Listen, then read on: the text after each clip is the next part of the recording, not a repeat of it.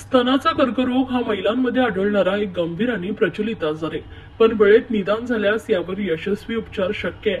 ठाणे जिल्हा सामान्य रुग्णालय नुकतेच डिजिटल मेमोग्राफी मशीन कार्यान्वित करण्यात आले आहे.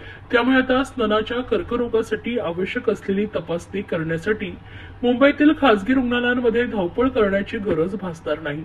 या नव्या सुविधा विभागाचं उद्घाटन मंगळवारी जिल्हा शल्य चिकित्सक डॉक्टर कैलास पवार यांच्या हस्ते करण्यात आलंय. यावेळी अतिरिक्त जिल्हा शल्य चिकित्सक doctor Dheeraj Mahangade, doctor Nishikant Rokade, doctor Sachin Gholap, doctor Avinash Padalkar आदी विविध विभाग प्रमुख आणि आरोग्य कर्मचारी उपस्थित होते. मेमोग्राफी ही एक खास प्रकारची एक्स-रे तपासणी आहे, जी स्तनांमध्ये होणारे बदल, गाठी किंवा कर्करोगाचे प्रारंभिक संकेत ओळखण्यास मदत करते. ही संपूर्ण प्रक्रिया काही सेकंदात पूर्ण होते आणि यामध्ये फारसा त्रास होत नाही. सामान्यतः 50 ते 74 वयोगटातील महिलांमध्ये स्तनाच्या कर्करोगाचा धोका जास्त असतो.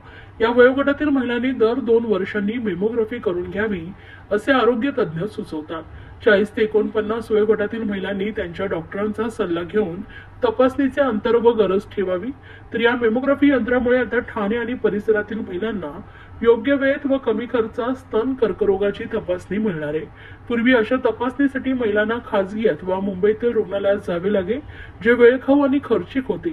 आता ही सुविधा शासकीय रुग्णालयात उपलब्ध झाल्याने सामान्य महिलांनाही तत्काळ व मोफत तपासणीचा लाभ घेता येईल, असं जिल्हा शल्य चिकित्सक डॉक्टर कैलास पवार यांनी माहिती दिली आहे.